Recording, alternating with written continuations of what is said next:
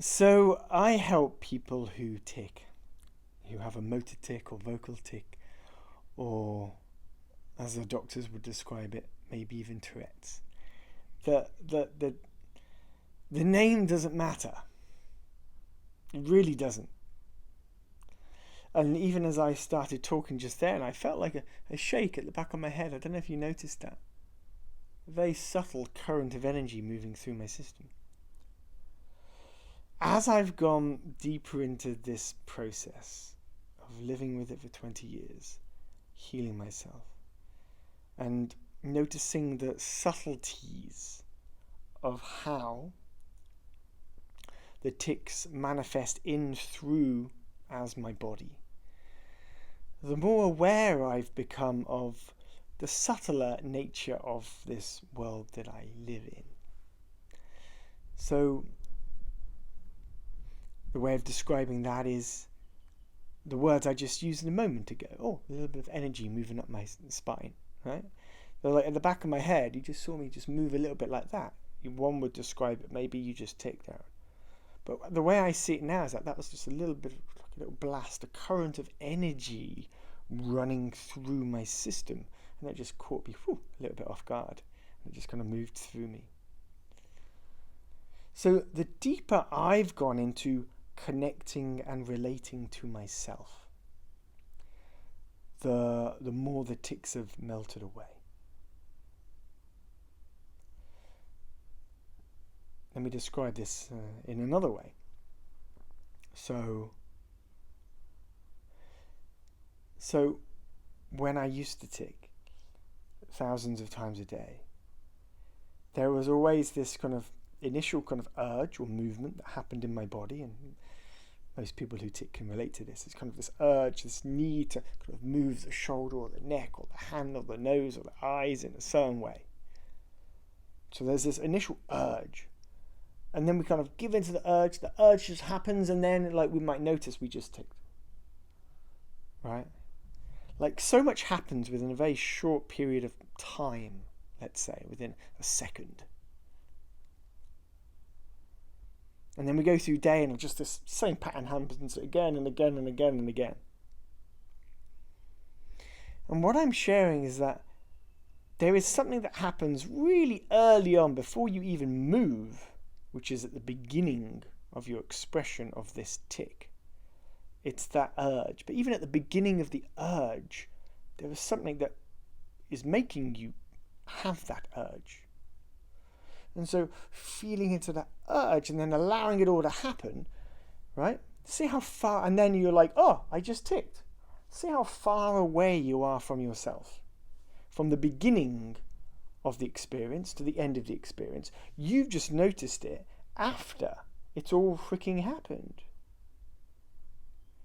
Right? So this space we're talking about between that the initial point of that earliest point of the urge, just make the movement happen, right?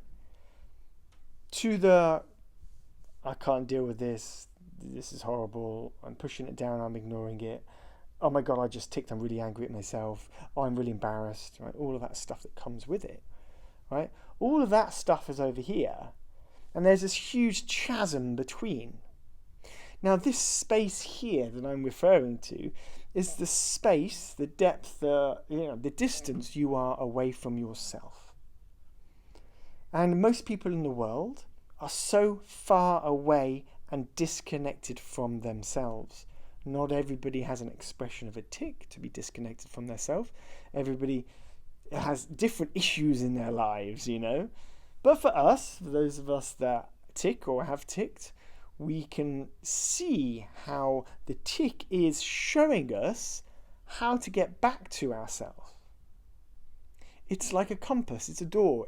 It's like this tic is a thing which I can use to come back into the beginning of me. Right, that place of peace before the urge even starts.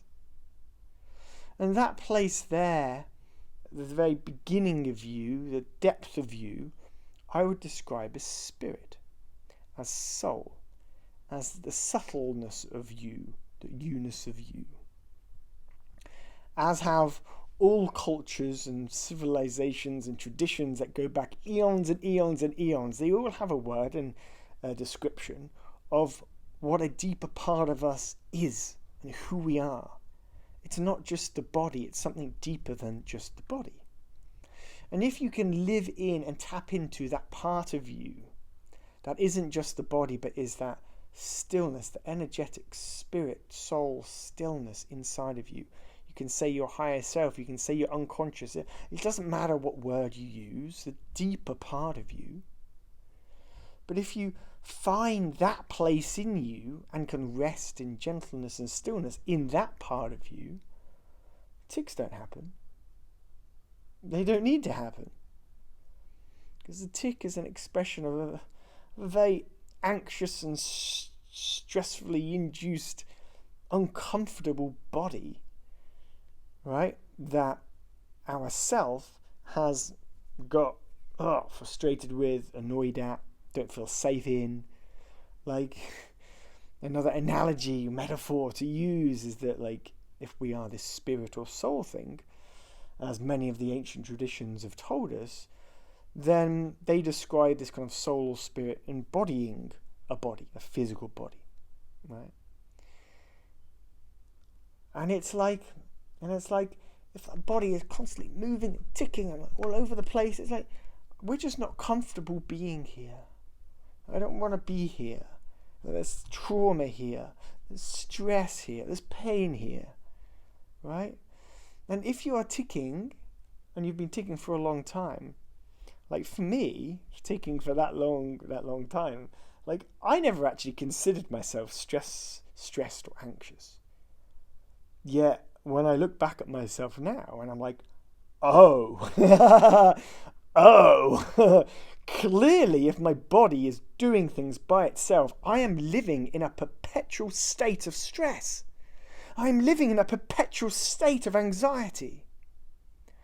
And it came through then really strong through me, as you just heard me share then, because I need you to hear me and to see that there is huge parts of you in stress or anxiety if you are living with this condition. And your mind doesn't want to hear it. Oh, it's just a tic. I'm not stressed. I'm fine. I'm not anxious at all. No, I'm fine. Seriously though, like we must start feeling. I don't doubt that I lived with this condition for that length of time purely because I just didn't feel. I didn't want to feel. I didn't want to connect with my body and the sensations and feelings in my body, and I lived my entire reality in my mind. And that's all I knew. So I didn't know there was something outside of my mind because all there was my mind.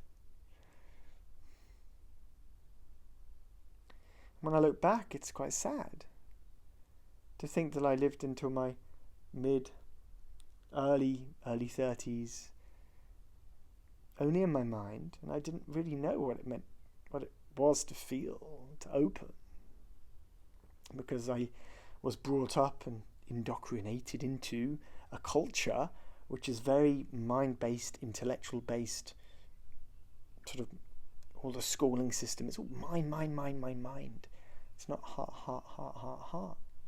It's constantly fear, being scared, learn this, do this, remember this, plan this, organize this, numbers, blah, blah, blah.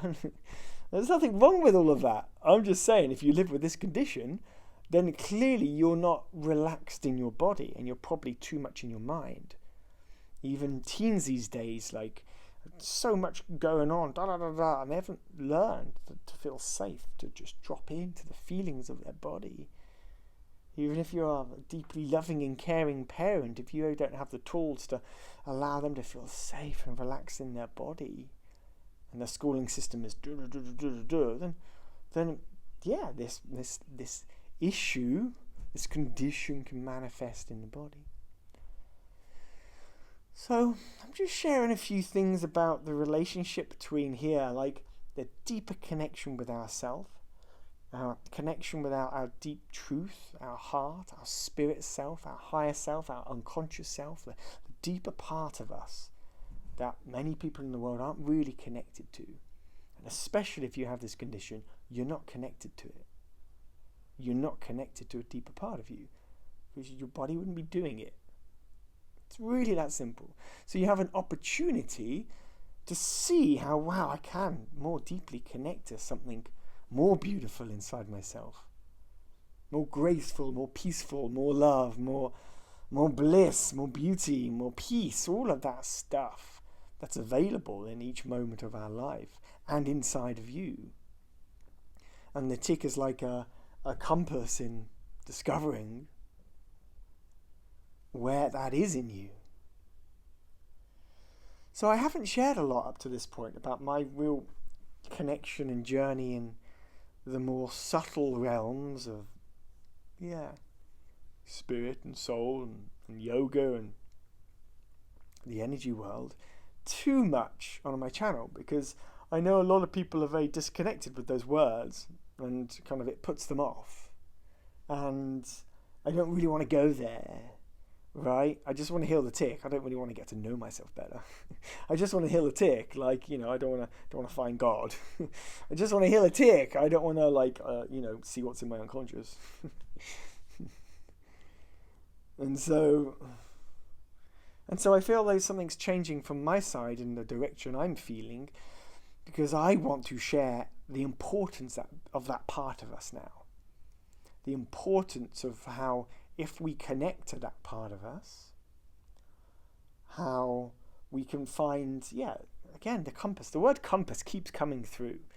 We can use the tic as a compass to help us see what's next, where we're going, what our heart is yearning and shouting and crying out for, instead of just listening to our mind. I'm working with a client right now who's in one way very similar to a lot of the clients that I've worked with, right? Very, very in their mind. Very in their mind that whenever I share something, there is always a mind trying to get it right, perfect it, ensure it's correct, do it perfect, complete a task, get somewhere, right? And it's all mind stuff.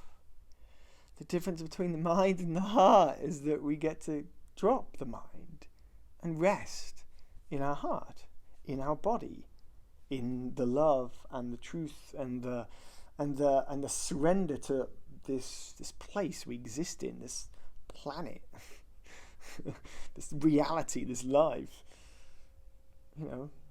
People have called that place many different words over millennia, right? And it doesn't matter what word we use it, but it's important to start referring to it now. It's important we start connecting to that place in us if we want to move beyond the superficial manufactured pains of our mind, because the mind is just the mind. There's a greater and deeper unfolding in truth to what's going on here. And the more that I've connected to it, the more I've just watched the tic melt, like just melt, like butter in the sun. Like butter in the sun, just melts. The tic melts away. The frequency and the intensity of the tic, it just melts away. Because you're connected to your body, you're connected to your heart, and you're not constantly mind. It's so intense. So may this, dear brothers and sisters, whoever's watching this now or in the future, may this download support you somehow. I hope you've taken something from my expression today. If you have taken something from it, and you've had a realization or a thought or something struck you out of interest and you're enjoying my commentary, or not enjoying my commentary, please let me know. I'd love to hear what's going on for you, what you're feeling, what thoughts have bubbled up. Write to me. All right, so much love, everybody. And if you haven't yet, please hit subscribe, follow, all of that jazz. It seems like everybody on YouTube these days just says that, so I feel as if I should say it too. Alright, ciao.